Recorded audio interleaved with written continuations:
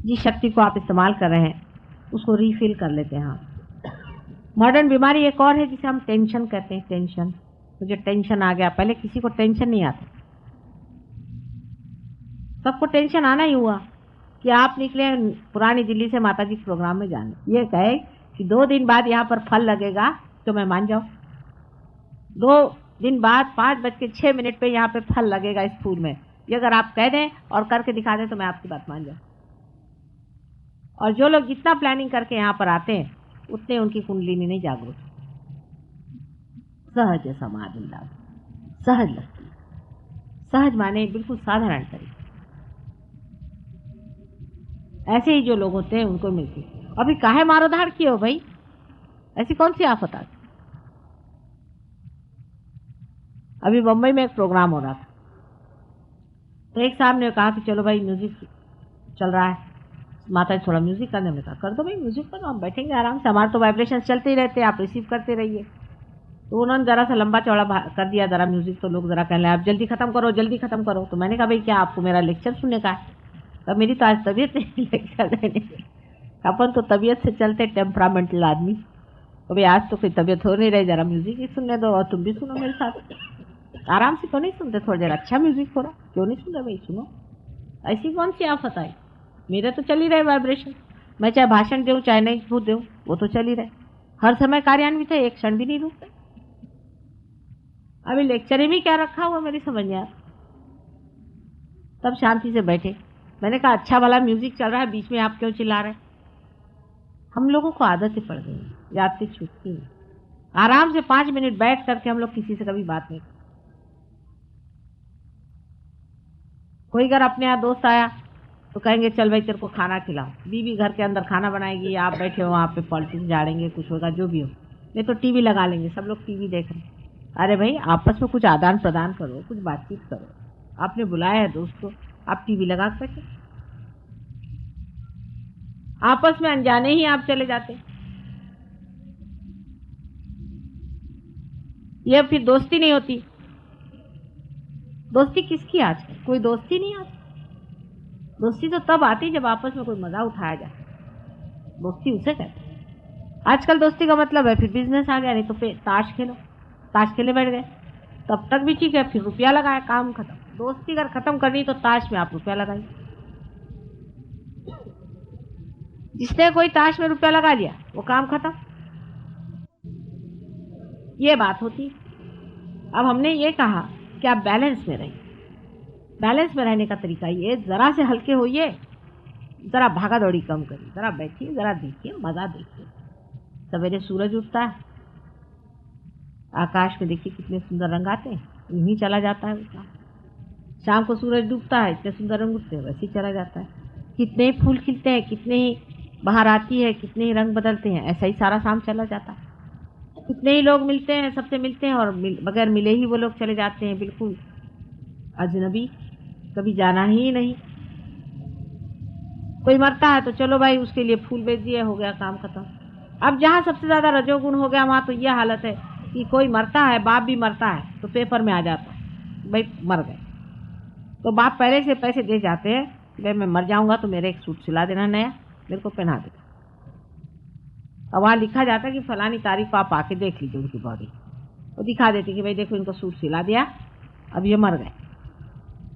और सब लोग आते हैं, उसमें एक एक फूल चढ़ा दिया, जो भी हो चले गए अपने घर। ये वहाँ हालत, कोई आदान प्रदान नहीं, कोई दोस्ती नहीं, कोई फ्रेंडशिप नहीं, कोई पहचान नहीं, कुछ नहीं, आए वैसे तो। नानी के घर आप जाइए वहाँ पर तो नानी कहेगी कि पहले तू मेरे टेलीफोन के 2 पैसे दे, तब तू घर में पैर रख। तुमने उस दिन टेलीफोन किया था, उसके 2 पैसे नहीं देते, पहले वो 2 पैसे दे। सारी चीज़ यही हो गई।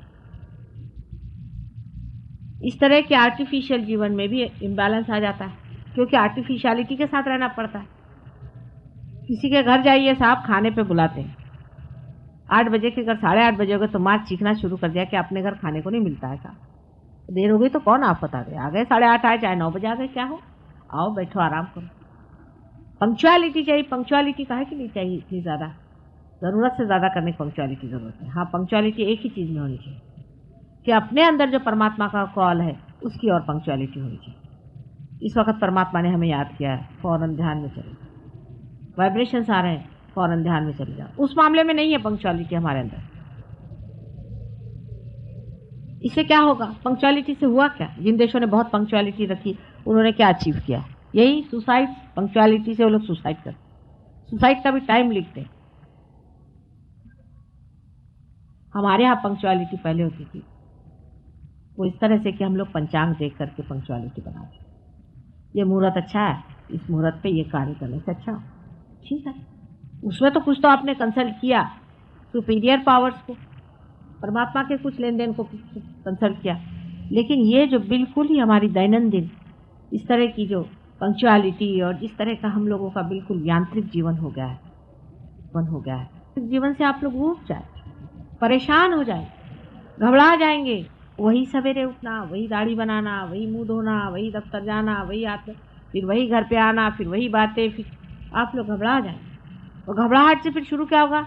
वही चीज़ जो वहाँ हो रही है, गांजा और क्या LSD, और उससे भी नहीं तो हमेशा बेहोश रहना, मतलब पलायनवाद। भागो, इस दुनिया में जीने की क्या जरूरत? जब मनुष्य जीवन में बोर हो जाता है तभी वो इन पलायनवादी जीवन को खोजता है। मनुष्य बोर इसलिए होता है क्योंकि वो अपने को जानता नहीं। जब अपने को जानता है तो मस्ती चढ़ती है, क्योंकि आप अपने अंदर इस कदर सुंदर, इतने व्यवस्थित, इतने मधुर हैं कि आपको फिर कोई ज़रूरत नहीं किसी। आप अपने साथ बैठे रहते हैं, बड़ा मज़ा आता है। जब आप अकेले होते हैं तब सबसे अच्छे रहते हैं, बड़ा मज़ा आता है। अपने ही जीवन को देखते रहते हैं, अपने ही अंदर, अपने ही स्वर्ग को देखते रहते हैं। हाँ, जब दूसरों से मिलते हैं तब ये लगता है कि इनमें भी ये स्वर्ग जागे, ये भी हमारे साथ इस स्वर्ग में हमारे साथी हो। जैसे दो शराबी बैठ जाते हैं तब उन्हें मज़ा आता है, अकेला कोई पीता नहीं। इस तरह का एक खुमार जिंदगी भर चढ़ा रहता है। ऐसी बादशाहत जब पानी हो तो पहले कुछ बादशाहत अंदर भी आनी पड़ती है। सबसे पहले अपने अंदर बैलेंस लाना पड़ता है, और ये धर्म से होता है। धर्म का मतलब कभी भी हिंदू मुसलमान से मेरा नहीं होना है। आप समझ सकते हैं इस चीज़ को। कभी भी मैं इस तरह के बाह्य छोटे छोटे घरौंदों में विश्वास नहीं करती, न ही मैं वो घिरावों को विश्वास करती हूँ जो बिल्कुल ही मनुष्य बनाए हैं, बिल्कुल ही बेकार की होती। इन सब चीज़ों को तोड़ फोड़ करके ही सहयोग बनता है। लेकिन धर्म का मतलब यह है कि हमारे अंदर जो सस्टेनेंस पावर है, हमारे जो अंदर जो बसी हुई अनेक धर्म है, हमारे एक एक अंग प्रत्यंग में जो बनाया गया है, उसको जागरूक रखना चाहिए। इसके बारे में मैंने आपसे कल बताया था। अनेक धर्म है, उसमें से एक आपको आश्चर्य होगा कि सबसे बड़ा धर्म यह है कि सर्वधर्म समानत्व। गांधी जी ने कहा था सर्वधर्म समानत्व, नत्व मीन्स उसका तत्व एक है, समझ लेना। पेड़ के अंदर बहने वाली शक्ति हर जगह जाती है, मूल में जाती है, उसके बार्क में जाती है, उसके पत्तों में जाती है, उसके फूलों में जाती है, और फिर वो लौट करके वापस चली आती है। वो कहीं भी लिपटती नहीं।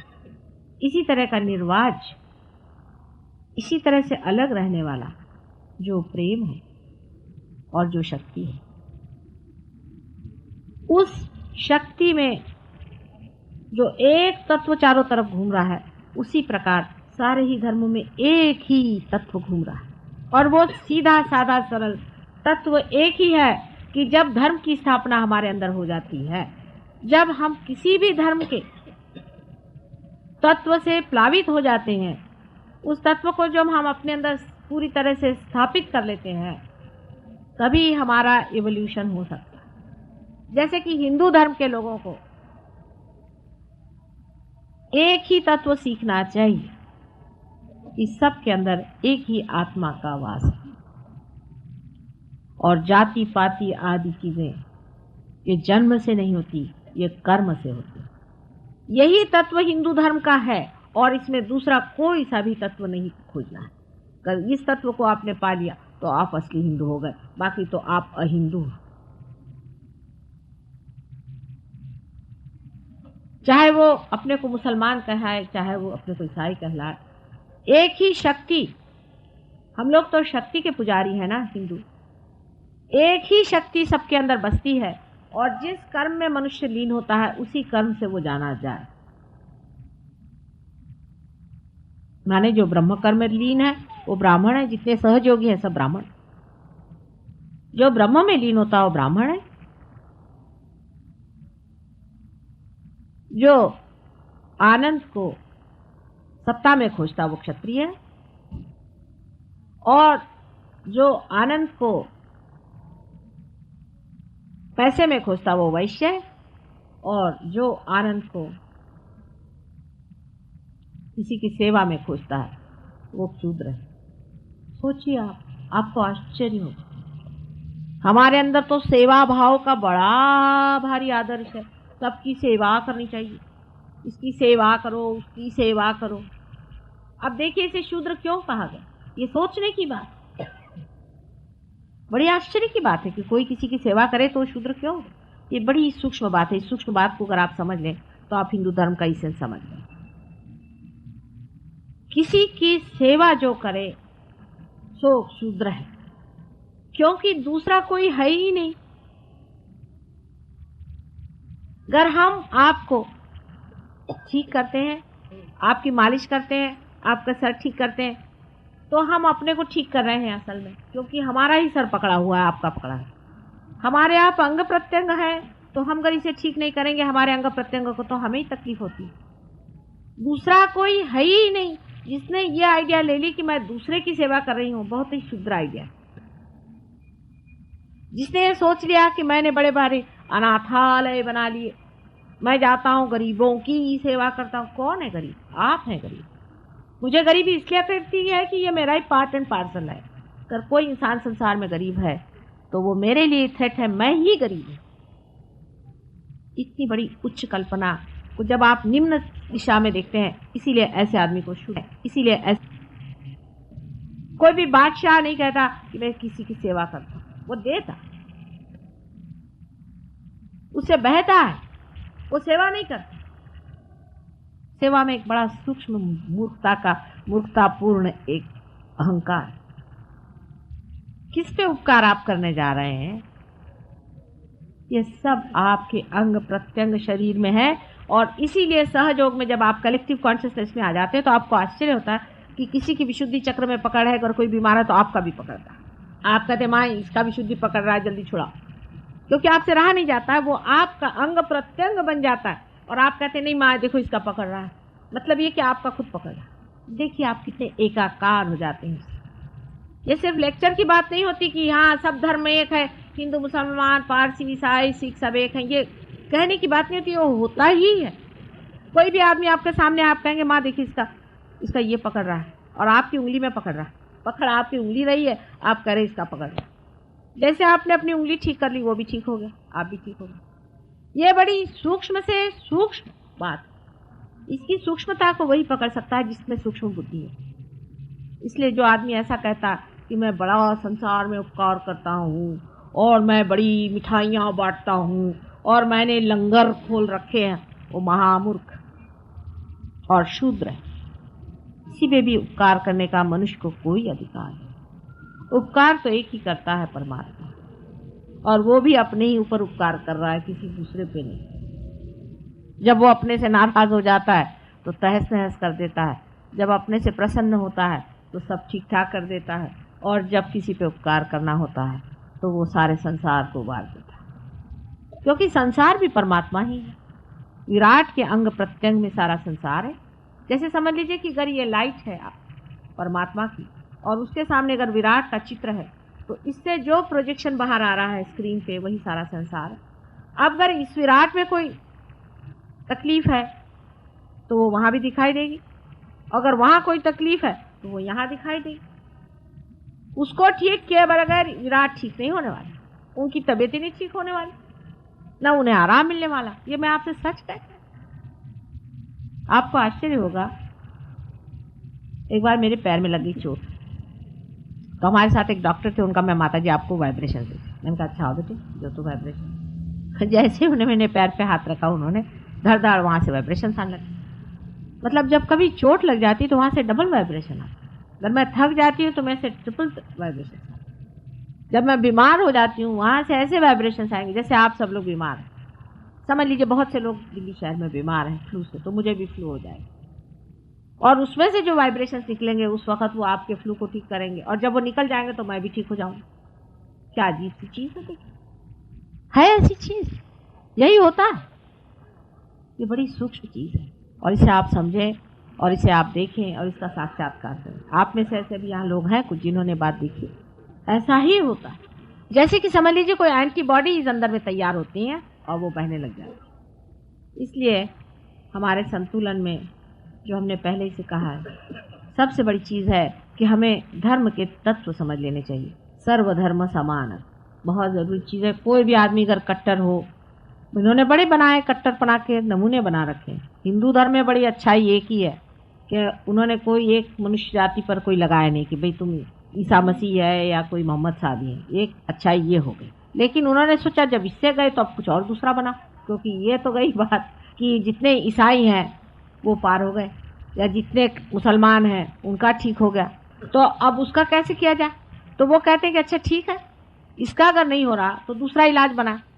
तो क्या इलाज उन्होंने बनाया कि चलो जाति पाति बना दो। आदमी ऐसा है, किसी चीज़ से बाज नहीं आता। ईसाई लोग कहेंगे कि बस ईसा मसीह एक आए थे दुनिया में और कोई नहीं आए। वो ईसा मसीह भी काफ़ी उनके मुंह में बातें डाल दी, लेकिन ईसा मसीह ने खुद ही कहा those who are not against me are with me. अब हु आर दोज, मोहम्मद साहब ने भी खूब कहा है, बहुत बार कहा है, आप अगर पढ़ें उसको कि बहुत से पैगंबर आए। तो इन लोगों ने कहा कि अब इनके बाद कोई पैगंबर ही नहीं आएगा, ये लगा दिया इन लोगों ने। क्राइस्ट ने कहा कि I am the light, I am the path. तो उनका ठीक है, he is the light, he is the path, but who is the destination, who is the beginning.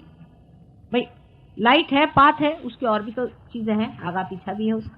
Krishna ने कहा कि सर्वधर्माणाम परित्यज्य मामेकम शरणम व्रज। तो लोग कहते हैं कि हाँ आप सब लोग हिंदू हो जाइए।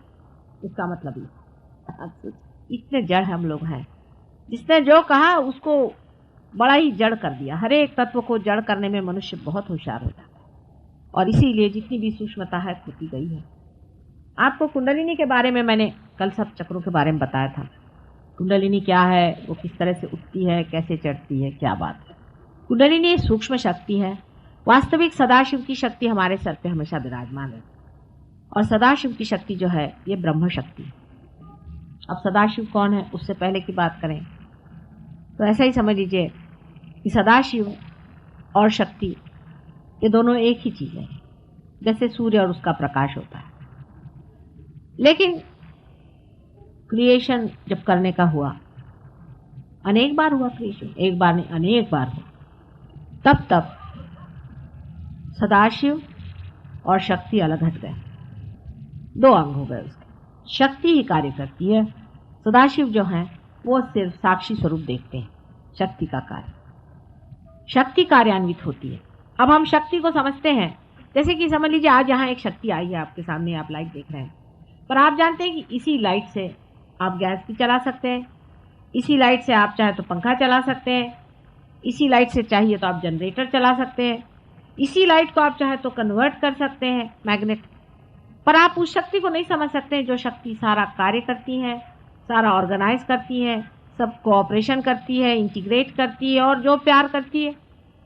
आप कोई ऐसी शक्ति नहीं समझ सकते हैं कि जो प्यार करती है और प्यार में ही सारा कार्य करती है, प्यार से ही हर एक चीज जानती है और कार्य करती है। ऐसी शक्ति आप नहीं समझ सकते। उसी शक्ति की मैं बात कर रही हूँ, और वो शक्ति सारे ही शक्तियों का समूह है। उसी में इलेक्ट्रिसिटी है, उसी में मैग्नेटिज्म है, उसी में लाइट है, उसी में सारे एलिमेंट्स हैं।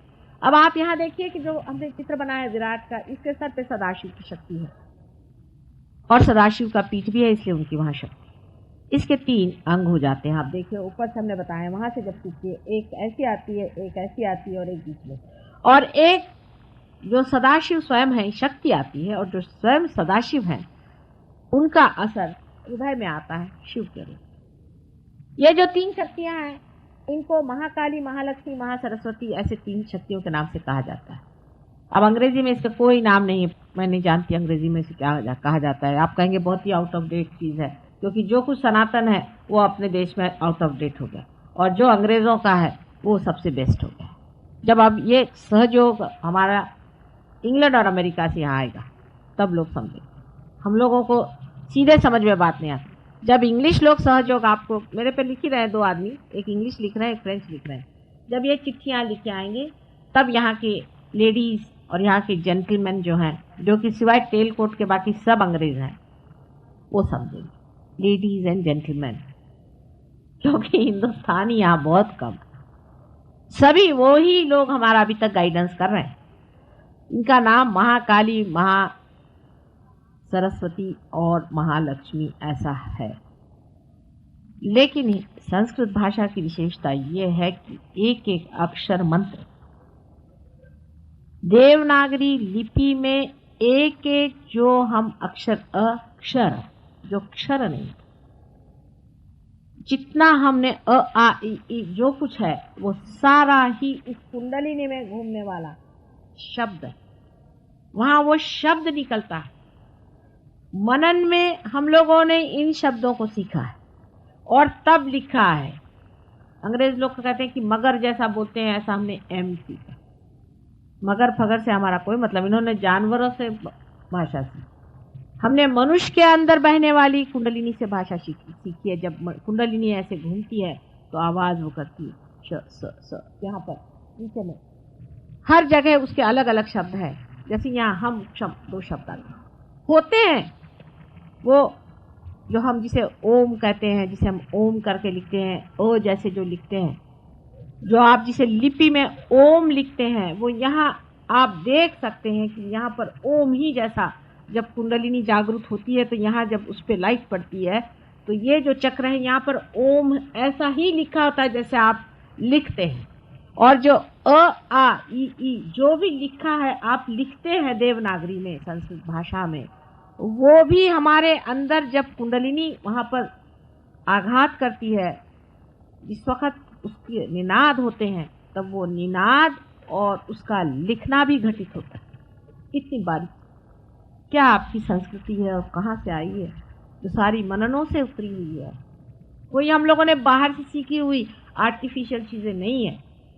लेकिन संस्कृत भाषा तो हमारे यहाँ लोग पंडितों की, मूर्खों की और गधों की हो गई, जिनको कि उसका उच्चारण भी नहीं आता, जो उसके इसेंसेस को नहीं समझते, क्योंकि हम तो सब अंग्रेज हैं, शेली एंड कीट्स पढ़ते रहते। ये भाषा हमारे अंदर उत्पन्न होती है और लिखित होती है, एक एक अक्षर में लिखने में अर्थ होता है। ओम कैसा बना, इस पर ओम कैसा बना, चलिए किस तरह से ओम की रचना होती है, बिल्कुल ओम ही लिखा। मैं ऐसी उंगली घुमा रही हूँ, आपका भी आज्ञा घूम रहा है। इतनी साइंटिफिक चीज है, क्योंकि इसका संबंध रियलिटी से है। इससे बढ़ के और कौन सी चीज साइंटिफिक हो सकती है। जब तक आप संस्कृत में श्लोक नहीं कहते मेरे चक्र चलते नहीं है, आश्चर्य की बात। आप अगर अंग्रेजी में कहें तो चलते, सिर्फ आज्ञा चक्र पे ही, जो ईसा मसीह की जो उन्होंने अपनी लिखी, क्योंकि यहाँ ईसा मसीह का स्थान है, उस पर उनका जो हिब्रू में जो उन्होंने लिखा हुआ है लॉर्ड्स प्रेयर, वो चलता है। पर इंग्लिश में भी गए तो चल जाता है, पर यहाँ पर तो भी क्षमा स्वरूपिणी, क्षमा ही शब्द करना पड़ता है, क्योंकि यहाँ अक्षर शब्द है, इसे क्षमा कहना पड़ता है। वो सब कहने पर भी क्षमा कहना पड़ता है। इतना हमारा संस्कृत भाषा का, कितनी इसकी बुनियाद देखिए, कितनी गहरी और कितनी सूक्ष्म। तो इस तीन चक्रों, तीन जो अपने मैंने बताया, महाकाली, महालक्ष्मी, महासरस्वती, ऐसी तीन शक्तियां हमारे अंदर में है।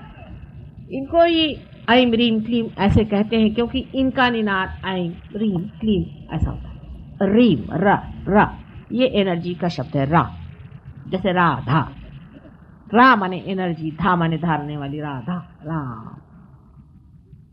कृष्ण, कृष्ण का अर्थ है, मैंने आपसे बताया था, कृषि से आता है। अब कृ शब्द, कृष्ण कहते ही साथ विशुद्धि चक्र एकदम असर कर जाए। कृष्ण ही शब्द कहना पड़ेगा, क्योंकि कृष्ण जो है ये बिल्कुल यहीं पे इसका संबंध है, विशुद्धि चक्र से ही संबंध है, तो कृष्ण ही उनका नाम हो सकता है। कितनी साइंटिफिक चीज है बताइए, और कितनी सूक्ष्म चीज। लेकिन सहज योग हमारा प्रेम का मार्ग है, और प्रेम में इतनी गहराई नहीं देखने की जरूरत है। एक ही अक्षर प्रेम का, पढ़े सो पंडित होए, यह हमारा सहज योग। कोई जरूरत नहीं कि आप बड़े पंडित होइए, पढ़ी पढ़ी पंडित मूर्ख भाई, तो पंडितों से तो भगवान बचा। जो पंडित यहाँ आए पढ़ लिख करके, उनसे तो भगवान बचा। कहने लगे कि साहब हम तो सारा गुरु ग्रंथ साहब हमने रटा हुआ। हमने कहा अच्छा क्या रटा? वही जो आप कहते वही कहते। मैंने कहा क्या कहते? यही कि मन में ही खोजो। तो मैंने तुम तो रटा रखा है भाई, तुमने तो खोजा नहीं ना, खोजा खोजना। इसी प्रकार हो गया है कि मंत्र में अमंत्रम अक्षरम नास्ति, नास्ति मूलम अनौषधम, अयोग्यः पुरुषो नास्ति योजकः तत्र दुर्लभः। वैसे तो हर एक चीज में मंत्र है, लेकिन मंत्र की योजना आनी चाहिए। तो कोई कोई भूत लोग यहाँ आए हुए हैं, राक्षस लोग, वो ऐम रीम क्लीम का आपको मंत्र दे देंगे। ऐम बोलो, ऐम बोलो, क्लीम बोलोगे, रीम। पूछो भाई ये क्या होता है, कुछ नहीं बता पाए। अच्छा बता भी दिया, समझ लो कहीं पढ़ा बड़ा होगा। अब आपके चक्र कौन सा पकड़ा है, आपको ऐम रीम क्लीम का उन्होंने मंत्र दे दिया। कोई मंत्र विद्या का बड़ा भारी शास्त्र है कि कौन सा आपका चक्र पकड़ा हुआ है। अगर आपकी लेफ्ट साइड पकड़ी हुई है तो आपको लेफ्ट साइड का मंत्र देना चाहिए, आपकी राइट साइड पकड़ी हुई तो राइट साइड का देना चाहिए, आपका अगर बीच का पकड़ा है तो बीच की देनी चाहिए। अब ये जो 3 आपको यहाँ पर दिखाई दे रहे हैं, उसमें से लेफ्ट साइड में महाकाली का स्थान है। यह हमारे तमोगुण को पालती, तमोगुण हमारे अंदर चलता, इसे और चंद्र नाड़ी भी कहते हैं। अब देखिए कि पृथ्वी की रचना भगवती ने कैसे, पहले सूर्य से कुछ हिस्सा भगवती ने निकाल लिया, उसके बाद उस हिस्से को बहुत दूर ले गई, सूर्य से बहुत दूर ले गई, जिससे वो एकदम ठंडा हो गया बर्फ से। फिर उसको धीरे धीरे सूर्य के पास रखा, उससे वो पिघलने लग गया, उसमें पानी का प्रवाह शुरू हो गया। उसके बाद उसे फिर से वो जरा दूर ले गए, फिर नजदीक लाके ऐसा एडजस्ट कर दिया कि जिससे वहां सृष्टि हो सके, जिससे वहां जीव धारणा हो सके। ये सारा ब्रह्मांड जो है स्पाइरल में मूव करता है, स्पाइरल में। मैं आपसे बता रही हूँ, आप शायद हो सकता है 100 साल बाद लोग कहेंगे, बहुत सी बातें जो अभी अभी हमने कही थी वो भी अब लोग कहने लगे हैं। तो स्पाइरल में मूव करता है, उस स्पाइरल के बराबर, उससे स्पाइरल के मूवमेंट से ये होता है कि कभी सूर्य की तरफ ज़्यादा होता है, कभी चंद्र की तरफ ज़्यादा होता है, इस तरह से एडजस्टमेंट करते चलता है स्पाइरल। तो सूर्य नाड़ी और चंद्र नाड़ी हमारे अंदर 2 नाड़ियाँ हैं। राइट साइड में जो नाड़ी है उसे सूर्य नाड़ी कहते हैं, और चंद्र नाड़ी को जो कि हमारे अंदर बसती है मनुष्य के अंदर, इसे चंद्र नाड़ी को ईड़ा नाड़ी कहते हैं। इसमें भी बड़े घोटाले हैं, मैं देखती हूँ इतना कंफ्यूजन है, इतना कंफ्यूजन। और राइट साइड में जो नाड़ी है उसे पिंगला नाड़ी कहते हैं। राइट साइड की नाड़ी जो है सूर्य नाड़ी है, लेफ्ट साइड की नाड़ी चंद्र नाड़ी। इन दोनों का जब संतुलन आप साधते हैं तब आप बीचों बीच आ जाते हैं। एक एक्सट्रीम में कोई गए तो पेंडुलम जैसे एक जगह गए तो दूसरी जगह पे जाना शुरू होता है। जैसे कि मैंने बताया था, जहाँ रजोगुण बहुत ज़्यादा हो गया है प्रदेशों में, तो उन्होंने तमोगुण में आने की शुरुआत की। माने जो बहुत ज़्यादा बढ़ गए उसके बाद सुसाइड शुरू हो गए, तमोगुण में आना, और नहीं तो शराब पीना और फिर गांजा और इस तरह की चीज़ें जिससे बैलेंस आ जाए। उसका एक पेंडुलम इधर गया तो उधर से उधर दौड़े, उधर से उधर दौड़े, बीचों बीच सत्वगुण, बिल्कुल मध्य में, देख रहे हैं ना आप, एकदम मध्य में। और उसके बीच में गैप है, आप देखिए कि गैप है, यही वॉइड है, इसे वॉइड कहते हैं। ज़ेन सिस्टम में आप अगर ज़ेन पढ़े तो पूरा सहयोग है, ज़ेन भी। कबीर पढ़े तो पूरा सहयोग है, नानक पढ़िए तो पूरा सहयोग है, कृष्ण पढ़िए तो पूरा सहयोग है, राम पढ़िए तो पूरा सहयोग है, क्राइस्ट पढ़िए तो पूरा सहयोग है, कुरान पढ़िए तो पूरा सहयोग, सब सहज ही योग है। कहने का ढंग शायद अलग हो जाए पर मजा आएगा वही। ये जो बीच का वॉइड है यही भवसागर है, और इसमें उठने के लिए कोई सीढ़ी नहीं है। समझ लीजिए कि 2 ऐसी सीढ़ियां लगी हुई हैं, लेकिन बीच वाली सीढ़ी आधी लटक रही, और उस पे चढ़ने का जो मार्ग है वह कुंडलिनी जो नीचे में है, नीचे में जो कुंडलिनी, इस कुंडलिनी को, इस ब्रिज को, इस गैप को भरना पड़ता है। यही कार्य दिखने में बहुत सीधा सरल, कोई बहुत दूर नहीं। अब ये कुंडलिनी आपकी माँ है, जन्म जन्म आपके साथ पैदा हुई, आप ही में स्थित रहती है। मृत्यु के बाद भी जीवात्मा के साथ ऊपर में आत्मा और कुंडलिनी दोनों साथ ही साथ उसके साथ भटकते रहते हैं। ये हर समय आपके अंदर स्थित रहती है, और यही आपके पास्ट और सबकॉन्शियस का पूरा जोखा है। कुंडलिनी जो है ये गौरी है, यानी ये महाकाली का एक पार्ट। देखिए आप, महाकाली का एक पार्ट है। बीज की शक्ति जिसे हम सृजनात्मक शक्ति, उत्क्रांति की शक्ति कहते हैं, या जिसे हम एवोल्यूशनरी शक्ति कहते हैं, या जिसे महालक्ष्मी की शक्ति कहते हैं, वो ये शक्ति नहीं है। ये आपके सबकॉन्शियस की शक्ति, जो आज तक आपका पास्ट हुआ, आपके कर्म हुए, आपका ये हुआ, वो समझ लेना चाहिए इस चीज। तो कुंडलिनी वो चीज, उसका हिस्सा जो वॉइड है, वॉइड के अंदर में सरस्वती का कार्य है। क्योंकि मैंने आपसे बताया था कि बीच के जो नाभि चक्र है उसमें से एक कमल का डेंच निकल करके उसमें बैठा हुआ ब्रह्मदेव सारी चीज रचनात्मक कार्य करते हैं। इसलिए इस वॉइड के अंदर में रचनात्मक कार्य की शक्ति है, आप जानते हैं है। ये रचनात्मक कार्य 5 एलिमेंट्स से आता है। आप जानते हैं 5 एलिमेंट्स के बारे में। उसी से मन भी तैयार होता है, मन भी उसी का एक हिस्सा है। जब ये दोनों शक्तियाँ, ये और ये एग्जिस्टेंस की शक्ति है और वो कार्यान्वित रहने की रचनात्मक शक्ति है। जब वो कार्य करती हैं तो जिस तरह से कि एक समझ लीजिए कि बाय प्रोडक्ट होता है किसी भी फैक्ट्री में, उसी प्रकार के 2 बाय प्रोडक्ट्स निकलते हैं। एक बाय प्रोडक्ट ऊपर जो लेफ्ट साइड से ऊपर चढ़ता है वो इस साइड में आ जाता है, राइट साइड में, उसे सुपर ईगो कहते हैं। और जो राइट साइड के कार्य करने से होता है वो ईगो होता है। जो लोग राइट साइड में कार्य करते हैं, जिसे हम रजोगुणी कहते हैं, वो ईगो ओरिएंटेड होते हैं, अपने ईगो से कार्य करते हैं। और जो लेफ्ट साइड होता है वो सुपर ईगो होता है। बहुत से आप साइकोलॉजिस्ट नहीं होंगे तो आपको ज़रा समझा दें। जैसे कि एक बच्चा है, माँ की गोद में दूध पी रहा आराम से, वो आराम से आनंद में, उस वक्त में उसकी माँ उसको हटाती तो उसका ईगो जागरूक होता है। वो कहता है कि ये क्या कर दिया, मन में उसको गुस्सा चलता है, तो उसकी माँ उसे डांटती, ऐसे नहीं करती, सुपर ईगो जमता। कोई करने की इच्छा होना ईगो से होती है, और जब उस पर दबाव आता है वो शक्ति सुपर ईगो की होती है। हमारे अंदर इस प्रकार 2 संस्थाएं बनती हैं, ईगो और सुपर। एक चीज से तो हम कहते हैं कि इसको हम करके दिखाएंगे, और दूसरी चीज से हम कहते हैं कि नहीं भाई ये नहीं करें, ये हमारे बाप कह गए थे, ये इसमें फायदा नहीं होगा, नहीं करना चाहिए। अब जरूरी नहीं कि भाई आप अच्छा ही कह गए, कभी कभी अच्छा भी कहते, कभी कभी बुरा भी कह जाते। इस तरह की 2 शक्तियां हमारे अंदर काम करती हैं। या ऐसा समझ लीजिए कि एक से हमारी इच्छा शक्ति और दूसरे से हमारा रचना शक्ति। रचना शक्ति और इच्छा शक्ति अगर बराबर आ जाए, या जिसे कहिए कि ईगो और सुपर ईगो दोनों अगर बराबर में आ जाए, तो आप देख सकते हैं कि कुंडलिनी का उठना कितना आसान हो जाएगा, क्योंकि सर का बोझा जो है एक जैसा हो जाएगा, बीच में से कुंडलिनी आसानी से निकल जाएगी।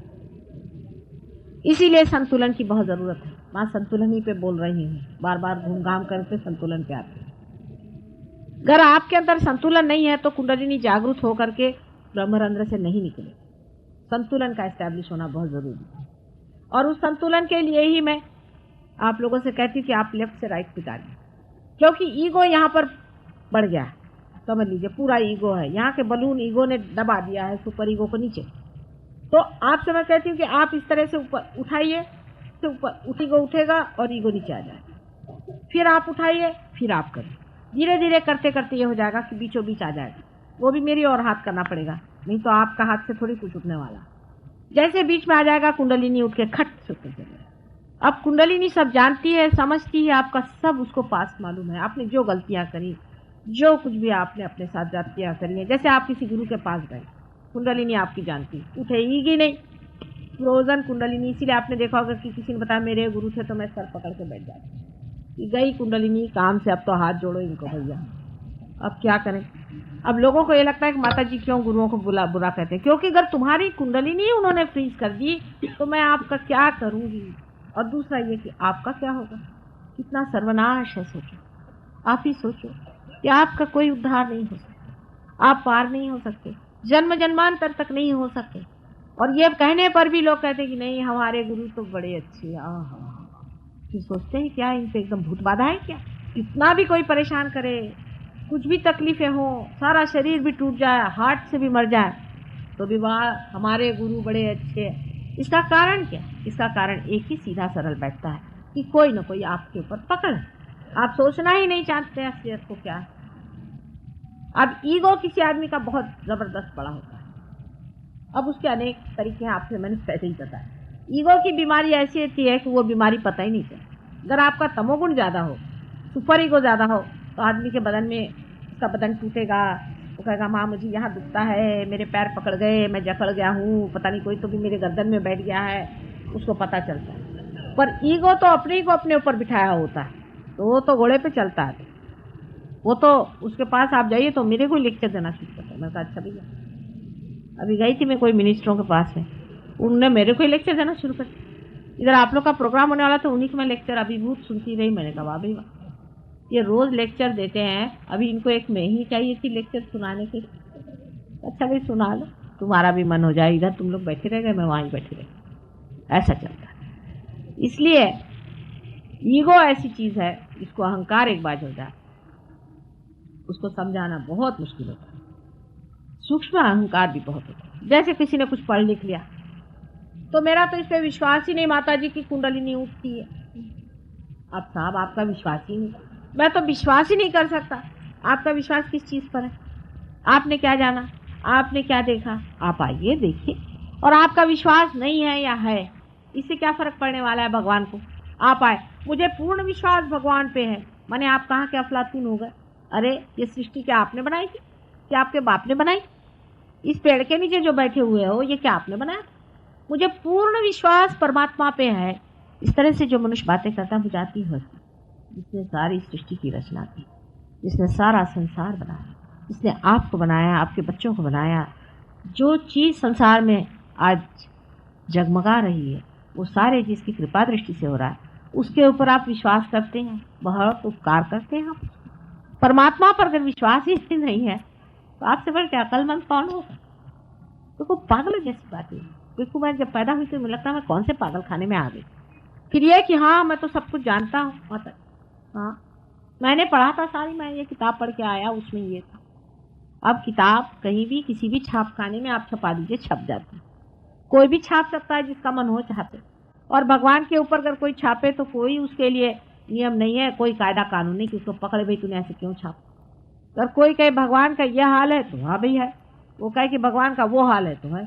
उसका कोई ऐसा कहीं कायदा है, कोई कानून है जहाँ आदमी हाथ पकड़े कि खबरदार भगवान पे बोलने वाले तुम कौन होते? हिटलर से लेकर के नेपोलियन से लेकर के सब नहीं भगवान पे लेक्चर जा रहे, किसी ने छोड़े थोड़ी। सब अपने को सोचते हैं उनको अधिकार भगवान पे लेक्चर देने का। इनसे पूछिए कि तुमको क्या मालूम है भगवान के बारे में बेटे, क्यों बोलते? वाह मैंने इतनी किताबें लिख डाली, मैंने फलाना पढ़ डाला, दिखाना, मैंने अमेरिका गया था वहाँ मैंने इतने लेक्चर दिए, मैंने इसके इतने लेक्चर पढ़ डाले। एक इस तरह से एक तरह का बड़ा सूक्ष्म एग्रेशन है, आप इसको समझ नहीं पाते। मनुष्य के इंटेलेक्ट पर एक एग्रेशन बड़ा भारी एग्रेशन। ये आपको मेंटल फीस देते हैं, भगवान की बातें करने लगे, बातें आप सुन रहे, बड़े अच्छे बोलते हैं साहब। वो एक साहब है, क्या भाषण देते हैं, बस सुनते ही रहिए, पता ही नहीं चलता टाइम का, अच्छा मनोरंजन हो रहा है। भगवान पे बोलने का हर एक को अधिकार नहीं, गीता पे बोलने का तो किसी को भी अधिकार नहीं। गीता के लेक्चर होते हैं माता जी, मैं बस गीता के लेक्चर में जरा जाता हूँ और आपका आज्ञा चक्र पकड़ा पड़ा है, तो मैं गीता के लेक्चर में नहीं जाऊं। बेटा जो तुमको गीता समझा रहा है वो क्या पार है? पार हुए बगैर आपको धर्म में बोलने का या गीता पे बोलने का कोई भी अधिकार नहीं। जो मनुष्य पार हुए बगैर कोई सा भी लेक्चर देता है, वो ऐसा ही है जैसा एक अंधा आदमी आपको रास्ता बता। लेकिन धर्म में अंधा कौन है, देखता कौन है, ये जानने का भी कोई मार्ग ही नहीं। जो आदमी विरह में बोलता है उसका तो सुनना भी नहीं चाहिए। जो विरह के गीत गाए उसको क्या सुनना? हम भी विरह में हैं, वो भी विरह में, इसलिए मजा आता है। जैसे सूरदास जी विरह में रोते थे, सबको अच्छा लगता है, ये भी अंधा हम भी अंधे, सब अंधे गा रहे हैं। वल्लभदास जी के पास हो गए वल्लभाचार्य कहे काहे गिगी आवत हो भाई। जो आदमी मिलन में बैठता है उसको समझ में नहीं आता विरह की बात क्यों गा रहे। हमको अच्छा लगता है ऐसा भजन कि भगवान कब मिलोगे तुम। किसी किसी को ऐसा बेकार का झूठा नाटक भी अच्छा लगता है कि बड़े विरहावस्था में सब देवदास बने बैठे, देवदास काटे घास में गए। मेरी समझ में नहीं आते, इतनी कविता रुदन की और इतना विरह, हे भगवान इनको कब बुद्धि आएगी? विरह का मजा बड़ा आता है। उस पे काव्य होते हैं, लेकिन जो मिला हुआ है, जो मिलन में बैठा है, वो विरह के गीत कैसे गाएगा? एक सीधा हिसाब होता है, जो मिलन में बैठा है विरह की बात कैसे करेगा? वो तो कहेगा कि I am the light, I am the path. वो कहेगा कि सर्वधर्माणाम परित्यज्य मामेकम शरणम व्रज। उसके अंदर अथॉरिटी होगी। वो किसी के बाप से डरने वाला नहीं, किसी के सामने घिघियाने वाला नहीं। आना हो तो आओ, नहीं तो जाओ। उसकी पहचान हो। कबीर है, उसका सबने मजाक बनाया, सदुक्कड़ी भाषा करते हैं। हमारे यहाँ हिंदी भाषी लोग उसका बड़ा मजाक बनाते हैं। उसके पांव के धूल के बराबर भी इनमें से कोई हो तो मुझे दिखा दीजिए। मार्कंडेय जी के पीछे में पड़ गए। उन्होंने ये दोष है, उनके वांग्मय में ये दोष है, तो इनके लिए उमर खय्याम बहुत अच्छी, क्योंकि वो पिनक में अपने लिखते रहते। ये लोग सब पिनक में ही लिखते हैं। अधिकतर गजलें जो है मेरे ख्याल से पिनक में लिखी गई। मुझे तो घिन चढ़ जाती जिस तरह से लोग रोने लग जाते गजलों में बैठकर। बिल्कुल मदकची लोगों की बातें। ये सब तमोगुण के लक्षण है। हर समय विरह गाना, रोते रहना, विरह की बात करना। मिलन की बात करो, मिलन में आओ। और जब समय आ गया तो हमें विश्वास ही नहीं कि मिलन हो सकता, तो रोते बैठे। पहले कहेंगे आओ आओ आओ, जब आके खड़े हुए तो करे हमें विश्वास ही नहीं होता कि हो सकता है। ये दुनिया है, इसे किया क्या जाए। अरे पहले बुलाया क्यों? जब बुलाया, जब आ गए तो बोलते कि अब हमें विश्वास नहीं होता कि आप आ गए करके। अभी हमें रोने दीजिए, अभी रोने से फुर्सत नहीं उनको। जब इनका रोना खत्म हो तब तक यहाँ से पसार भी हो जाएंगे। घंटों बजाते रहेंगे और पुकारते रहेंगे कि प्रभु तुम आओ, प्रभु तुम आओ, दर्शन दो, हमको दर्शन दो। और दर्शन लेके करने का क्या? कुछ बनना चाहिए, होना चाहिए, घटित होना चाहिए। ये तो होने की बात है, बिकमिंग की बात है, हवाई बातें नहीं। लेकिन मनुष्य बड़ा संतोष में रहता है क्योंकि सुपरफिशियल है ना। उसको इसी में संतोष रहता है कि कोई रिझाए रखे। बैठे अपने भजन गा रहे हैं, घंटों गा रहे हैं, घट ही खोजो भाई, घट ही खोजो भाई, घट ही खोजो भाई। खोजने वाले कौन है? किसको लेक्चर दे रहे भाई? वो तो उन्होंने बताया कि जो खोज चुके। अब तुम किसको लेक्चर दे रहे? वो तो तुमको बताया था कि तुम घट को खोजो। तुमसे कहा था कि सरदर्द की ये दवा ले लेना, तो तुम उसका प्रिस्क्रिप्शन रट रहे हो सुबह शाम तक। इसे क्या लाभ होने वाला? इसे किसका भला हुआ? ऐसे भजन गाने से एक भी आदमी को आपने देखा सियाना अंत में वही सर पैर ऊपर करके नाटक करके चिल्ला रहे सुबह शाम तक? कैंसर ऑफ द थ्रोट हो जाएगा सब। अब समय ये आ गया कि ऐसी बेवकूफियां ज्यादा नहीं करो, नहीं तो कैंसर ऑफ द थ्रोट हो जाएगा। बेकार में गाते फिरेंगे तो कैंसर ऑफ द थ्रोट हो जाएगा। किसने कहा है इतना द्राविड़ी प्राणायाम करने के लिए कि गला फोड़ फोड़ के गाओ? अरे भाई एक बार कह दिया हो गया, आ जाओ, आ ही जाएंगे। इतना गला फोड़ने की और अपना विशुद्धि चक्र इतना सत्यानाश करने की क्या जरूरत पड़ी हुई है आप लोगों को? मेरी समझ में नहीं आता। कितने लोग यहाँ पर आए, माता जी हम ये मंत्र कहते थे कितने बार? रोज का कम से कम हो जाता था 108 बार। भाई किसने कहा 108 बार कहने के लिए? एक बार कह दिया, बहुत हाथ जोड़ के श्री राम तुम्हारे शरणागत हैं, बस हो। अब वो कोई आपका नौकर है, आप सुबह से शाम उसको ऑर्डर दे रहे, और पूरी समय आप किसी को इस तरह से करें तो वहां से भगवान उठ ही जाएंगे, साथ सरदर्द हो जाता। मुझे अगर 3 से 4 बार कोई माता जी कहता है, मैं कहते अच्छा अब क्या चाहिए आपको? आप ही सोचिए भगवान की पोजीशन में जाकर, क्या आपको कोई 108 मर्द पूरी समय पुकारता रहे तो आप कहे भाई चुप भी कर, हद हो गई। हमारी ग्रैंड डॉटर थी, हम गए थे वहाँ बिहार में, रियलाइज स्कूल है, बहुत मजेदार जीव है, होंगी कोई 5-6 साल। कहले नानी बस यहाँ तो बहुत गड़बड़ हो गया। मैंने कहा क्यों? कहले मंदिर में ये लोग सब रात दिन गाते रहते हैं हे राम हे राम हे राम। तो वहाँ से भगवान जी तो कब के ही भाग गए तो मुझे पता है, लेकिन अब मैं भी भाग जाऊँ। कहने लगे कि इनके सुन सुन के तो मेरे कान दुखे, अब तुम भी भाग जाना यहाँ से। ऐसे बेकार लोग हैं। वो छोटा बच्चा सब, वो गए थे लद्दाख उनके पिताजी, तो वहाँ एक लामा साहब बैठे, देखिए छोटा सा बच्चा 6 साल का, और सब लोग जाकर सब लोग जा जाके उस लामा के पैर छू। अब ये तो पार रहे, इनको मालूम है कौन पार है कौन नहीं पार। देखा उनकी मदर ने भी पैर छुए, पिता ने भी पैर छुए, तो उनसे रहा नहीं गया। फिर वही शान आ गई उनकी, सामने जाके खड़ी हो गई। चले ये क्या सर मुड़ा के चोगा पहन के सबसे पैर छुआ रहे, पार तो हो नहीं, तो सबकी हालत खराब माँ बाप के। ये क्या कर दी बदतमीजी। तो उन्होंने कहा ये क्या करती, ठीक तो कह रही हूँ, ये किससे पैर छुआ रहे हैं तुम लोग, इनके पैर क्यों छूते हो, ये तो पार नहीं है बिल्कुल भी। इन्होंने सिर्फ सर मुंडा लिया और चोगा पहन लिया और ऐसा मुंह बना के बैठे, उनको ऐसा मुंह भी दिखा दिया, उनको किसी डर नहीं लगता। तो वही कबीर की बात आई कि अगर सर मुड़ाने से अगर भगवान मिलते हैं तो जो ये भेड़ बकरियां होती हैं ये पहले भगवान के पास पहुंचे। कबीर का सेंस ऑफ ह्यूमर जो था वो कमाल का था। और ये रोने की हद इतनी पहुंच गई है इन लोगों की, क्या वो हसन हुसैन मर गए तो उसके लिए मार चिल्ला रहे, एक आफत मचाए हुए साहब, ऐसी रोनी सूरत देख के जी घबराता है। कोई आने वाला हो भगवान तो वो भी भाग जाए। इतना तो जानवर लोग भी नहीं रोते भाई, कोई नहीं रोता इतना। ये तो मनुष्य का एक अजीब तरीका है कि रोने लग गए तो सबके सब मिलकर रोने लगे। अच्छा वो हुआ, उससे भी जब चैन नहीं आया तो जिस दिन भगवान का जन्म होएगा उसी दिन उपवास करेगा। इससे बढ़ के और किसी का क्या अपमान होएगा। आप समझे आपके घर में कोई आदमी आए, चले भाई मैं तो आज खाना नहीं खा रहा, वो कहेगा भाई मैं जा रहा अपने घर। अगर किसी आदमी को आपको भगाना हो घर से तो आप कहते भाई आज मैं खाना नहीं खा रहा हूँ, उसने कहा अच्छा मैं जाता हूँ होटल। सीधा हिसाब। आपके घर में कृष्ण का जन्म हुआ, राम का जन्म हुआ, इतना ही नहीं पर जब गणेश जी का जन्म हुआ तो उपवास करो। ये कौन सा तरीका है, इससे बढ़ के और अपमान का कौन सा तरीका। कल मैं आपके घर में आऊँ, समझ ली माता जी मेरे घर आइए, आज मेरा तो उपवास है, तो भैया मेरे को काहे को बुलाया। जब कोई ऐसे आते हैं, ऐसे जन्म होते हैं बड़े, तो उस वक्त जश्न मनाना चाहिए, खुशियाँ मनानी चाहिए, खूब खाना खिलाना चाहिए।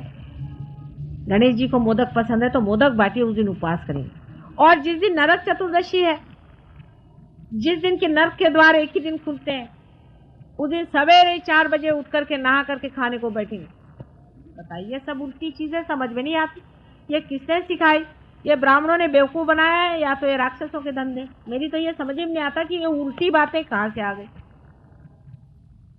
अपने यूपी में और इधर तो नॉर्थ में तो और भी चौपट हाल है, इतना चौपट हाल है कि कोई पढ़ा लिखा तो है नहीं यहाँ। संस्कृत किसी को समझता नहीं, जो भी ब्राह्मण जो चढ़ा दें चलो ठीक है, जितनी श्रद्धा हो ब्राह्मण को दे दिया। ब्राह्मणों की जहाँ एजेंसी हुई, सबसे तो कमा लिया। जब मेरी शादी हुई यूपी में तो हम घर पे गए तो आपको आश्चर्य होगा कि शादी में श्राद्ध हुई, वो गा रहे थे, वही मंत्र गा रहे थे। मारे हंसी है, मेरे तो हालत खराब और पेट में बल पड़ गया। अभी जाऊँ तो जाऊँ कहाँ, मैं घर की बहू नहीं गई। मारे हंसते हंसते मैंने कहा भाई मुझे तो अभी नींद आ रहा, वहाँ इतने शुभ मुहूर्त पे तुम बाहर सोने जा रही। मैंने कहा करूँ सब पूछे क्यों हंसी आ रही। मैंने कहा मैं कहूँ तो कहूँ कैसे कि सब उनको थोड़े बहुत वही पितृपक्ष के थोड़े बहुत कुछ मालूम थे, वही बोले जा रहे हैं। मैं कहूँ कि ये क्या तमाशा, इनको तो कुछ लोग भी मालूम नहीं है, ब्राह्मण है और हमारे घर में खानदानी चले आ रहे। तो मैंने कहा भाई इनसे कौन बात करे, इन्होंने खानदानी ऐसे ही शादियाँ लगाई हुई। उनको वतन भी मिले हुए हैं, गैया भी मिली, कोई मरता है तो घर में उनको एक गैया मिल जाती है, उनके घर में गैया ही गैया हो गई है। और इस तरह के धर्म की चीज़ें बनी हुई, ऐसे रिचुअल्स बने हुए। हम लोग छोड़ क्या सोचते हैं कि पीछा छुड़ाओ। श्राद्ध हुआ, उसने कहा कि भाई देखो एक गैया देना और एक कपड़ा देना हमको, एक हमारी ब्राह्मणी को साड़ी दे दो तो तुम्हारी माँ पहनेगी। तो आपने सोचा ठीक है इससे पीछा छुड़ाओ, दे दो, गैया तो बहुत मुश्किल है, चलो इसको साड़ी। कोई ये नहीं सोचता है कि हम जो कर रहे हैं उसमें हमारा क्या हृदय है, क्या करना है, क्या देना है, धर्म में क्या चीज़ है उसको जानना चाहिए, किस तरह की बात। कोई इस तरह से इस बात को सोचता नहीं है और इसीलिए हमारे अंदर उसका संतुलन नहीं बैठ पाता। बस काम चालू चलते रहो, चलाते रहो किसी तरह से। कोई हाँ भाई कैसे हो, अच्छे हो, बैठो, हाँ ठीक है। उसका तो गए मालूम बड़ा बदमाश है ये, इसने फलाने के घर चोरी की थी, उसने इतना रुपया मारा था, फिर आए अच्छा कुछ पान खा लो भाई, कुछ कर लो। रात दिन मनुष्य इसी तरह सुपरफिशियली रहता रहेगा तो गहराई उसके अंदर उतरती नहीं है और इसीलिए कुंडलिनी जागरूक होती है। धर्म के बारे में भी सर्च के मामले में भी, परमात्मा को खोजने के मामले में भी। जैसे अमेरिका में गुरु शॉपिंग होता है, उसी यहाँ भी गुरु शॉपिंग होता है। नहीं मैं सिर्फ गया था, मैंने देखा, उनके चरण छुए, मैंने तो प्रसाद मांगा, दर्शन हुए, चला है, दर्शन करने गया था मात्र। वो दर्शन में उन्होंने आपके अंदर भूत रख दिए होंगे, मैं दर्शन के लिए गया था। पर ये कुंडलिनी तो उतना ही रही ना बाबा, मैं क्या करूं, इसको क्या करूं? ये तो बड़ी गहरी सूक्ष्म चीज है कुंडलिनी का उठाना, और कुंडलिनी का ऊपर चढ़ना भी अति सूक्ष्म चीज। अगर आपने इसकी संभाल नहीं करी, अगर आपने अपना विचार इतना सूक्ष्म नहीं रखा, तो चीज तो दब गई ना। अब भी पार होने के बाद भी आप देखिएगा आपके वाइब्रेशंस खो जाएंगे, ये तो है ही बात। आपसे बता दें, लोग कहते माता जी दीजिए तो परमानेंट दीजिए। क्यों साहब, आपने मुझे क्या परमानेंट दिया? मैं आपको क्यों दूं परमानेंट? मैं तो नहीं देने वाली, मैं तो महामाया हूं सीधा हिस्सा। आप परमानेंट पे बैठिए तो मैं भी परमानेंट दूंगी। और आपको ये क्या यहाँ जैसे होती है कि नेस्कैफे पट से कॉफी बन गई, तो ऐसे माता जी ने कुंडलिनी तो जागरूक करती, वो तो मैं करती हूँ, जेट कुंडलिनी करती हूँ, आपकी टच जरूर होती, पर खींचती भी वैसी होनी चाहिए, है ना? सही बात। आप खो भी देते हैं अपने वाइब्रेशंस को। इसके बारे में जेन सिस्टम में लिखा हुआ, उसको सतोरी कहते हैं, कि आदमी जैसा कोई बॉल के जैसा उड़ता है, ऊपर जाता है नीचे आता है, ऐसी डावाडोल चलता है, यूं होता है, ऐसे चलता है। इसलिए अपने चक्रों को संभालना पड़ता है, अपने को गहराई में उतारना पड़ता है, अपना जीवन गहरा बनाना पड़ता है। अब आप पूरा अपना जीवन जो है फालतू चीज़ों में बर्बाद करें सुबह से शाम, अब करना ही पड़ता है, कर लेंगे क्या करें, दुनिया ऐसी है, उसके लिए करना ही पड़ता है। और आपके पास समय भी नहीं कि अपने में गहराई उतराएं और परमात्मा के साम्राज्य में बैठे रहें, तो ठीक है, आप जिस चीज़ की चाहत करेंगे वही होगा, आप जो करना चाहेंगे वही। और अपना समय ऐसे ही आप बर्बाद कर लीजिए, ऐसे आपने हजारों पहले जिंदगियां काटी और एक कट जाएगी। लेकिन ये वाली ज़रा मुश्किल रहेगा मामला,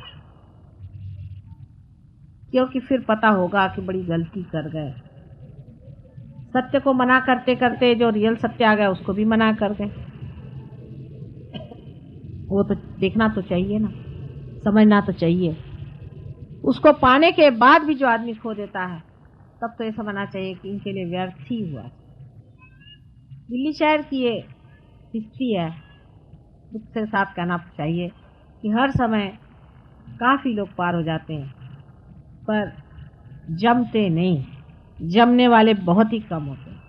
हर प्रोग्राम के बाद 1-2 आदमी बच जाते हैं। इस प्रकार आज मैं इस हिसाब से 3-4 साल से हमारे कुल मिला करके अगर आप देखिए कि जो रोज़ के आने वाले या गहरे उतरे लोग हैं, जो कुंडलिनी को मास्टर कर चुके, ज़्यादा से ज़्यादा 10 या 12 लोग हैं बस। बड़ी दुख की बात। इसलिए आपसे आज आखिरी दिन है, माँ के नाते मैं विनती करती हूँ और शक्ति के नाते आगाह करती हूँ कि अपनी गहराई को पाइए, अपने गहराइयों में उतरिए, अपने समय को इस महान शक्ति के लिए रखिए, इसमें आप पाइए और दूसरों को दीजिए। बहुत बड़ा कार्य करने का है। अगर हम किसी से कह दें कि बम्बई शहर में और सब शहरों में मिलाकर कोई 12-10 हज़ार आदमी है, तो लोग कहते हैं अरे क्या हुआ, 10,000 आदमी हो गए तो क्या। सच बात, बहुत लोगों का होने का समय आ गया है, और ये है ही ऐसी चीज़ कि इतिहास की दृष्टि से ही वो समय आ गया था कि जहाँ बहुत लोग इसे पाए। हालांकि बहुत से रियलाइज सोल्स हैं जिन्होंने जन्म लिया है, बहुत से बच्चे रियलाइज पैदा हुए हैं, 10 साल के अंदर वो लोग तैयार हो गए, इसमें कोई शंका नहीं। स्टाइनर जैसे आदमी ने इंग्लैंड में लिखा है कि वो समय दूर नहीं जब बहुत से रियलाइज सोल इस संसार में जन्म ले, क्योंकि कलयुग का मामला है। कलयुग में 2 ही तरह के आदमी जन्म ले सकते हैं, एक तो कीड़े मकोड़े मच्छर लेंगे जो कि हर हालत में ऐसी दुर्दशा में रह सकें और ऐसे गंदे एटमॉस्फेयर में रह सकें, इसलिए पॉपुलेशन भी बढ़ता है। जितने देश में गंदगी और दुर्दशा आती उतना ही वहाँ पॉपुलेशन बढ़ता है। जैसे गरीबी आ गई, गरीबी तो लेप्रेसी है समझ लीजिए, गरीबी से घबराना चाहिए। कोई आदमी अगर अपने गरीबी का लेकर के आए, साहब मैं गरीब हूँ मुझे दीजिए, तो उसको 2 झापड़ पहले दीजिए। अगर आदमी कोशिश करे तो उसको ऐसी लानत और दानत ऐसे करने की ज़रूरत नहीं, कोशिश की बात है। इस तरह से हम लोग जो सोचते हैं कि भाई हम गरीबों के लिए क्या कर सकते हैं, बहुत कुछ कर सकते हैं। किसी आदमी को आप गरीब देखें तो उसकी आप मदद करें, उसको ऊपर उठाने की कोशिश करें, हर एक गरीब आदमी को उठाने की कोशिश करें, आपका कर्तव्य हो। जिस तरह से भी हो सकती है उसकी मदद करें, उसे बताएं किस तरह से वो अपना जीवन निर्वाह करे। बहुत ज़्यादा पैसे की ज़रूरत नहीं, जैसे ज़्यादा पैसा हो गया उसके पैर निकले। जो आदमी शराब पीने लग गया उसको कहना आप तेरे को पैसा ज़्यादा करने की ज़रूरत है, बस। जिसने सिगरेट पी उससे भी कह सकते हैं कि बस काफ़ी है तेरी। जिसने बीड़ी पी उससे कहना अब काफ़ी है, अब तो गरीब नहीं। फिर जो जुआ खेलता हो तो कभी भी गरीब नहीं, इतना हो कि उसका खाना पीना चले और उसे में कोई विषय वास्ता नहीं आए। सो ऐसे जगह ही कीड़े मकोड़े पैदा होते हैं और इसीलिए पॉपुलेशन बढ़ता है। जैसे ही वातावरण अच्छा हो जाता है, आप जानते हैं कि जहाँ बुरादा होता है, जहाँ गंदगी होती है, वहीं मच्छर पनपते हैं। जैसे सफाई हो जाती है वहाँ एक ही दो फूल खिल सकते हैं। इसलिए बहुत ज़रूरी है कि हम लोग इस वातावरण को शुद्ध करें, और इस वातावरण को शुद्ध करने के लिए ज़रूरी है कि आप लोग इस शक्ति का वहन करें। पहली मर्तबा अब मानव अपने व्यक्तित्व से या अपने शक्ति से ये जो 5 तत्व है उसमें शक्ति डाल सकता है। इसके बहुत सारे एक्सपेरिमेंट्स किए हैं हमारे कुछ साइंटिस्ट, उन लोगों ने बताया किस तरह से हम शक्ति दे सकते हैं इन 5 तत्वों को, किस तरह से हम हमारी खेती बढ़ा सकते हैं। ये लोग एग्रीकल्चरल यूनिवर्सिटी राहुरी में बड़े बड़े साइंटिस्ट हैं, आप उनको चिट्ठी लिख के पूछ सकते हैं। उन लोगों ने जब वाइब्रेटेड पानी दिया तो 2/3 2/3 उनका क्रॉप ज़्यादा आया और बड़े आए सब। और हमने तो वहाँ की जो चीज़ें देखी इतने आश्चर्य लगा हमें कि कुछ फल ऐसे कि ऐसे तो फल कभी हमने देखे नहीं थे। उसके रंग और उसकी टेस्ट और उसका आकार प्रकार एक अजीब तरह की चीज़। इन्हीं चैतन्य की लहरियों से आप लोगों की बीमारियां मुफ्त में ठीक कर सकते हैं। सो आधा प्रश्न आपका ठीक हो गया। हेल्थ मिनिस्ट्री बंद करा सकते हैं आप, पैसा बचा। डॉक्टरों के जेब आप जरा कुछ कम भरेंगे। डॉक्टर लोग इसी से मुझसे घबराते हैं इस टाइम बुलाया नहीं उन्होंने लेकिन इससे सब बीमारियां थोड़ी सहयोग से ठीक होने वाली। लेकिन दुनिया बीमार रहे ऐसी तो इच्छा कोई भी डॉक्टर नहीं करता होगा। मुफ्त में अब जो लोग हमारे सहयोग में आते हैं, अधिकतर लोग, वो डॉक्टरों के पैर नहीं जाते। दवाइयों के खर्चे कम हो गए, डॉक्टरों के खर्चे कम। सोने की नींद और नींद की गोलियां लेने की ज़रूरत नहीं, आप आराम से पढ़ के सोइए। बहुत सारी बीमारियां ठीक हो जाती हैं, कुछ नहीं होती, अधिकतर बीमारियां ठीक हो जाती हैं। आप में संतुलन आ जाता है, आप आनंद में आ जाते हैं। शराब, सिगरेट और जुआबाजी, औरतों के चक्कर सब छूट जाते हैं। हमारे यहाँ कुछ हिप्पी लोग आए, थोड़ी देर में देखा उनके पास बड़े अच्छे रेडियोग्राम्स ये वो। मैंने कहा ये कहाँ से है? कहले अब तो हमारे पैसे ही पैसे बच रहे हैं। मैंने कहा कैसे? अब हम गांजा नहीं पीते, अब LSD नहीं पीते, उसमें तो बहुत पैसा लगता है। अब शराब नहीं पीते, अब तो हम कहले कहीं कैबरे में भी नहीं जाते, हम कहीं डांस में नहीं जाते, इसी में मज़ा आता है। तो सब इंडियन रिकॉर्ड्स ले लेकर के बजाते रहते।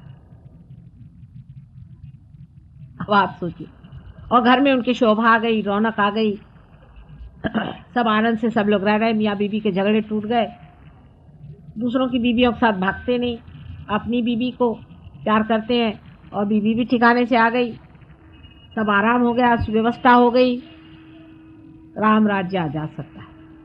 उसमें खर्चे बड़े कम हो जाते हैं, एकदम खर्चे कम हो जाते हैं।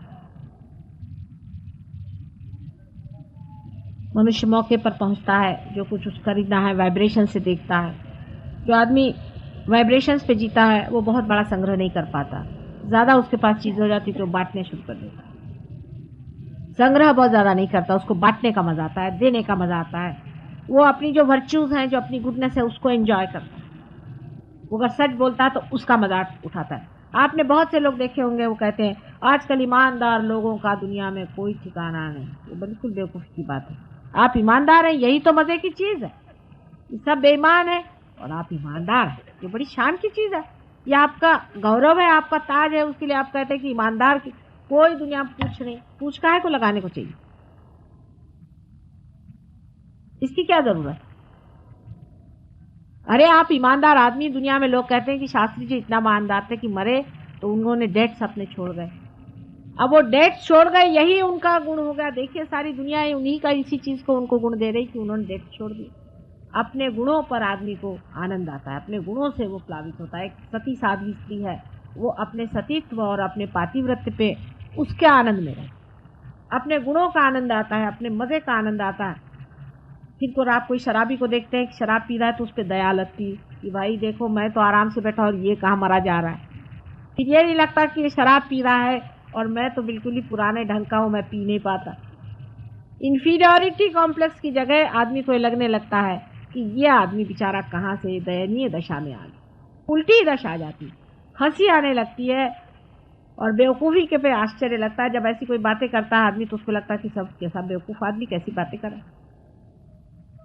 अभी भी लोग मुझसे कहते हैं माता जी यहाँ तो ऐसा है कि अगर आप शराब नहीं पियो तो आपकी कोई इज्जत नहीं करता। मैंने कहा सच्ची बात है, ऐसे तो कभी हो ही नहीं सकता। वास्तविक में ऐसा नहीं हो सकता। असल में वो आपसे इसलिए भिड़ते हैं कि उनको लगता है मेरी दुम कटी और इसकी क्यों नहीं कटी, इसीलिए आपके पीछे पड़ते हैं। लेकिन अगर आप ये उनको ज़्यादा न जताएं कि हम शराब नहीं पीते हैं, पर उल्टी तरह से बातें करें, मतलब इसमें कृष्ण की डिप्लोमेसी करनी चाहिए कि ऐसे कहें कि भाई मैं तो आजकल इतना खुशहाल हूँ, बड़ा मज़ा आता है मुझे, घर में आराम से खाता पीता हूँ, बड़ा आजकल मुझे कोई तकलीफ़ नहीं। उनका क्यों भाई? मैंने कहा शराब छोड़ दी ना तो वो पैसा सब बच गया, कितना मज़ा आता है, बच्चों को लेकर घूमता हूँ, हाँ बड़े बड़े मज़े की ज़िंदगी। वो फिर सोचेगा अरे ये बात है, तब वो भी इधर आएगा। ये तरीके होते हैं, उससे आप दुनिया बदल सकते हैं। और इसी तरह से संसार में राम राज्य आ जाएगा। सत्ययुग तो शुरू हो ही गया, इसमें शंका ही नहीं है, क्योंकि सत्ययुग के ये असर आ रहे हैं। कोई भी बात छिपने वाली नहीं। कार्टर साहब ने एक छोटी सी बात कह दी, वो भी बाहर आ गई। कोई किसी की बात छिपने वाली, सब लोग सामने आ जाएंगे, सबका पता हो जाएगा कौन कहाँ है, क्या कितने गहराई में है, सब प्रकाशित हो जाएगा। अब वो दिन नहीं रहे कि आप कोई भी चीज छिपा के कर लें। एक आदमी दूसरों को खींचेगा, एक ईमानदार आदमी होगा, उसको लोग खींचना चाहेंगे तो वो खींच नहीं पाएगा, क्योंकि उसको समाज जनता उसकी मदद करे। ये सत्ययुग के लक्षण है और वो शुरू हो गए हैं। कोई भी आदमी बहुत ज़्यादा दुष्ट हो वो भी चल नहीं पाएगा। सबका जिसे कहना चाहिए कॉस्मिक चेंज आ जाएगा और आ ही रहा है। इसको आप लोगों को देखना चाहिए और सोचना चाहिए कि माँ ये कहती थी सच बात है, और आप अपनी स्थिति बनाएं इसी चीज़ में। आप भी वहन करें इस शक्ति को और सारे संसार को दें। उसके लिए आपको रुपया पैसा खर्चा करना नहीं, आपको कुछ भी देने का नहीं, सिर्फ ये कि आप अपना इंस्ट्रूमेंट ज़रा ठीक कर लें। इस इंस्ट्रूमेंट के लिए आपको ध्यान धारणा आदि कुछ करना पड़ता है। उसके लिए जो भी इन लोग प्रोग्राम करते हैं दिल्ली में, जैसी भी इनकी सहूलियत है मैंने आपसे बताया है, उसका नंबर आप फिर से लिख लें कि क्या रंगा बरा D288 पंडारा रोड।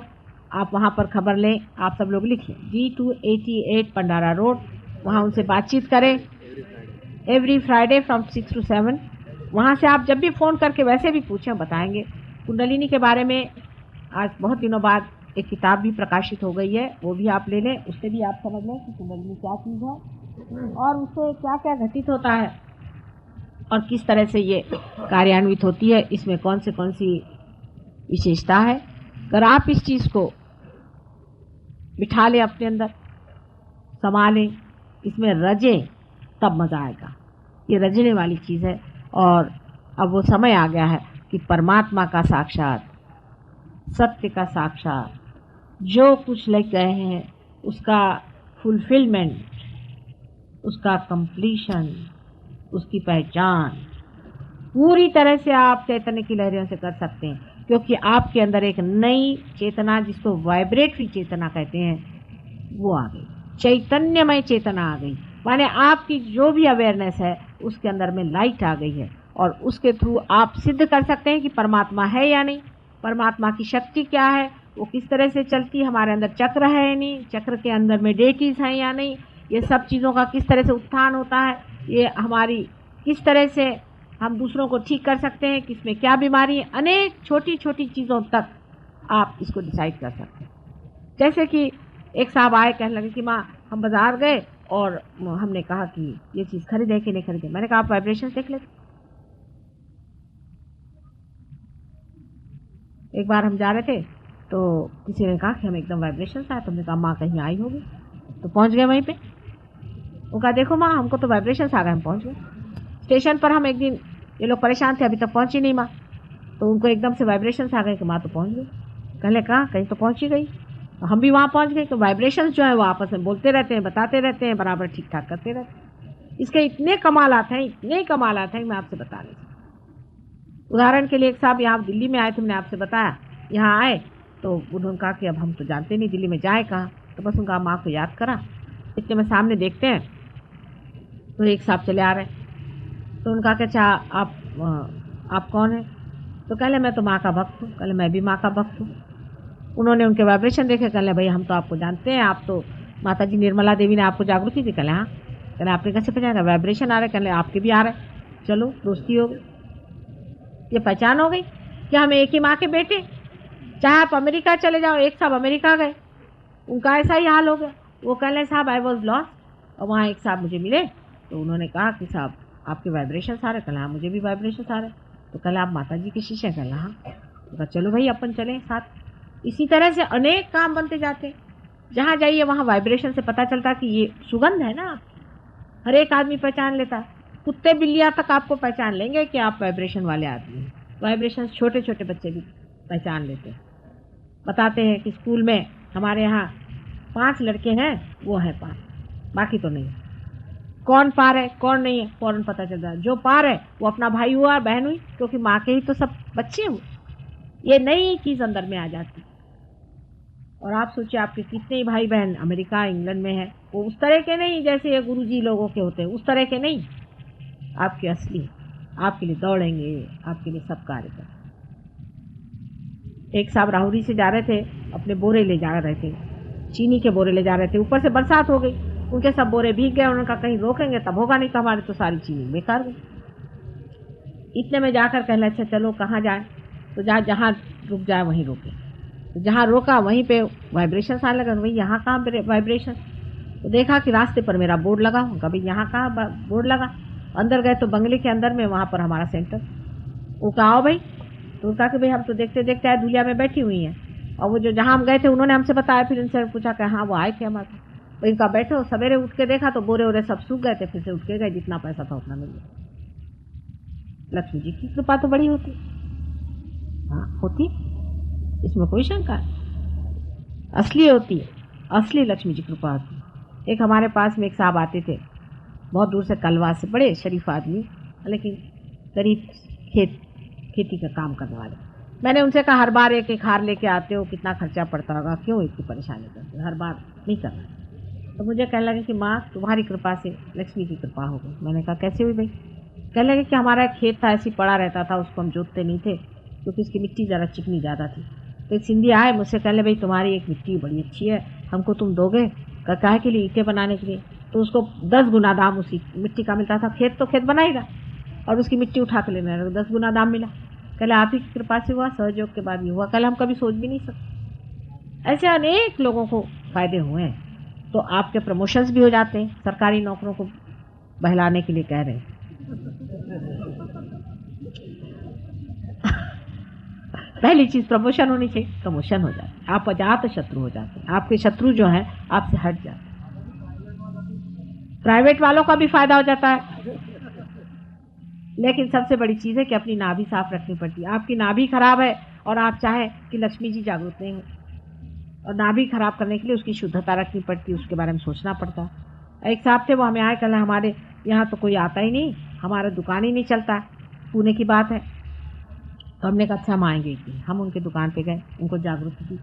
उसके बाद तो दुकान ऐसी चलने लग गई कि बहुत ही बिजी हो गया, बहुत बड़े आदमी हो गए, अब वो हमें मिलने भी नहीं आते। हर बार याद करते हैं, अरे पर क्या करें, इतना टाइम नहीं मेरे पास, ये इधर जाना, ये बिजनेस है, वो बिजनेस है। हम 2 बार पुणे गए, मिलने भी नहीं है। और पहली मरतबा जब हम वहाँ गए थे तो गरीब थे बेचारे, गरीब माने उनका चलता नहीं था। मुझे याद है हम रिक्शा में बैठ के गए, मोटर थी नहीं, रिक्शा में गए, तो मेरे साथ बैठे थे, तो पूरी समय रोते गए वो स्टेशन तक, माँ आप चली जाओगी, हमारा कैसा होगा, क्या होगा। अब यह हाल है कि अब वहाँ गए तो मिलने भी नहीं है। तो ऐसे पैसे से भी क्या है, मतलब क्या कि समझ आ जाता है, विजडम आ जाता है, संतुलन आ जाता है, क्योंकि आप समझते हैं वाइब्रेशंस में, आप चाहते हैं ये चीज ले, फिर समझते हैं कि वाइब्रेशन वाइज ठीक नहीं, छूटते जाता है, आदमी साक्षी स्वरूप होने लगता है, देखता है नाटक चल रहा है। आज कितने लोग पार हुए देखें, हाथ इस तरह से करें,